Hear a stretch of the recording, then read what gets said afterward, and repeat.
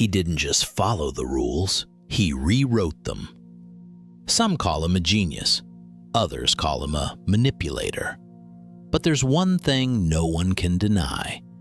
Andrew Tate built an empire by using the world's most dangerous playbook, Robert Greene's 48 Laws of Power. Stay until the end, because the last law Tate used is the one that destroyed everything he built. Before the cars, before the fame, there was a fighter. Andrew Tate entered the world of kickboxing with one principle in mind, Law 28. Enter action with boldness. He wasn't the strongest in the ring, but he was the boldest. When others hesitated, he attacked. When others trained silently, he shouted his name to the cameras. That boldness built his first reputation, the fearless fighter who never backs down. And soon, he realized that same energy could be used outside the ring, in business, in influence, and in control. After his successful kickboxing career, Tate wanted to conquer a new peak. He wasn't chasing trophies anymore. He was chasing power and wealth. And here's how he earned his first million: by manipulating the people around him using one of Robert Greene's darkest laws. Tate's next move wasn't in sports. It was online. Behind the scenes, he built a webcam business that would make him his first million. He recruited women, promising them financial freedom and protection, while secretly applying Law 7. Get others to do the work for you, but always take the credit. He created a system where others did the emotional labor, while he controlled the money, the image, and the narrative. Tate knew exactly what he was doing. He understood emotional manipulation better than anyone. He learned to identify what people needed most: attention, validation, safety, and used it as currency. The result? A fortune built not from sweat or skill, but from persuasion and power. But the money was only the beginning. Tate had tasted control, and he wanted more. His next step wasn't about business. It was about becoming a symbol. And for that, he'd use another law, one that would make him famous worldwide.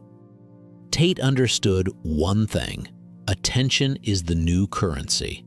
Law 6, court attention at all costs, became his secret weapon.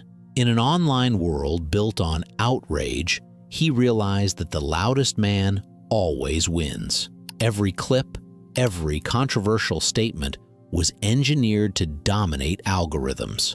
Whether people loved him or hated him, they talked about him. That conversation turned into followers, fame, and power. But Tate wasn't satisfied with being viral. He wanted to be untouchable. And that's when he created a character larger than life, the Top G. Tate didn't just want fans, he wanted believers.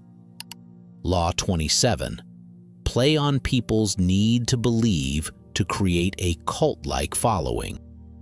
He realized that men all over the world were lost, searching for strength, purpose, and identity. So he created a new identity for himself, the Top G, a godlike image of dominance, discipline, and divine masculinity.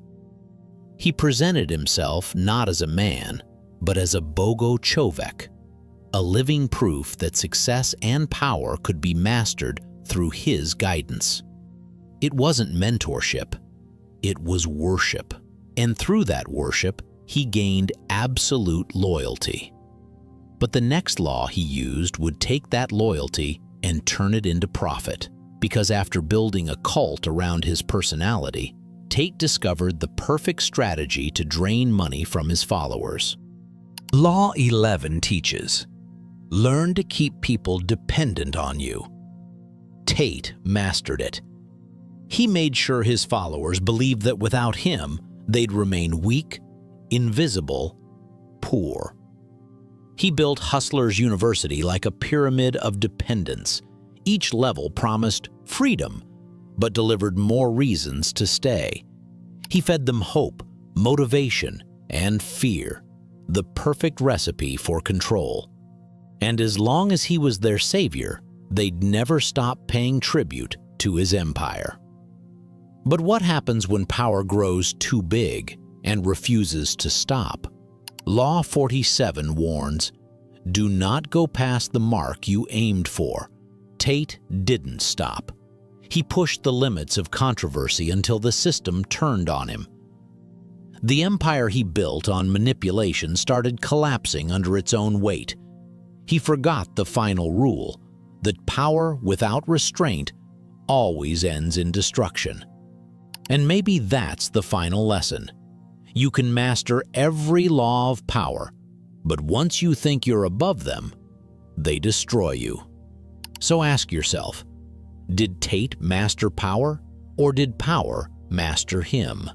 Because the same laws that built his empire are the ones that destroyed it.